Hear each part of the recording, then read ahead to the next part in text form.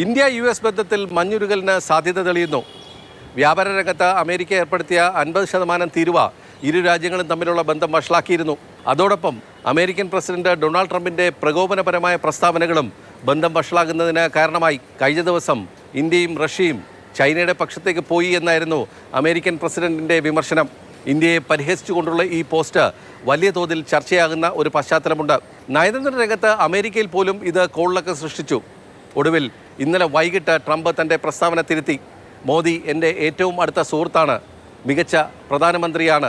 ആകെയുള്ള പ്രശ്നം ഇന്ത്യ റഷ്യയിൽ നിന്നും എണ്ണ വാങ്ങിക്കുന്നു എന്നാണ് ഇന്നലെ ഡൊണാൾഡ് ട്രംപ് വൈകിട്ട് വ്യക്തമാക്കിയത്. ഇതിനെ തുടർന്ന് ഇന്ന് രാവിലെ പ്രധാനമന്ത്രി നരേന്ദ്രമോദി ട്രംപിൻ്റെ വിലയിരുത്തലിനെ സ്വാഗതം ചെയ്തുകൊണ്ട് രംഗത്ത് വന്നു. ക്രിയാത്മകമായ വിലയിരുത്തൽ എന്നാണ് പ്രധാനമന്ത്രി വ്യക്തമാക്കിയത്.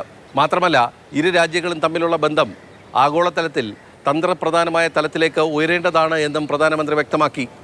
ഇത് ഒരു മഞ്ഞുരുകലിന് വഴിവെക്കുന്നു എന്നാണ് ഇപ്പോൾ വിലയിരുത്തൽ.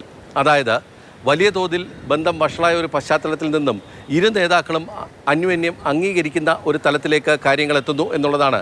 ഇപ്പോൾ വീണ്ടും വ്യാപാര ചർച്ചകൾ തുടരും എന്ന് വാണിജ്യമന്ത്രി പീയൂഷ് ഗോയൽ കഴിഞ്ഞ ദിവസം വ്യക്തമാക്കുകയും ചെയ്തിട്ടുണ്ട്.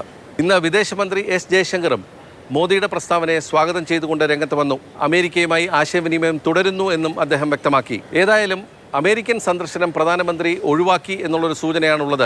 ഐക്യരാഷ്ട്രസഭയുടെ വാർഷിക സമ്മേളനത്തിൽ പ്രധാനമന്ത്രി നരേന്ദ്രമോദി സംസാരിക്കുമെന്ന് നേരത്തെ ചില റിപ്പോർട്ടുകൾ ഉണ്ടായിരുന്നു.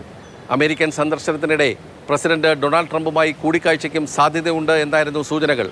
എന്നാൽ ഇപ്പോൾ വിദേശമന്ത്രി എസ് ജയശങ്കർ ആയിരിക്കും പൊതുസഭയിൽ ഇന്ത്യയെ പ്രതിനിധീകരിക്കുക എന്നുള്ള റിപ്പോർട്ടുകളാണ് പുറത്തുവരുന്നത്.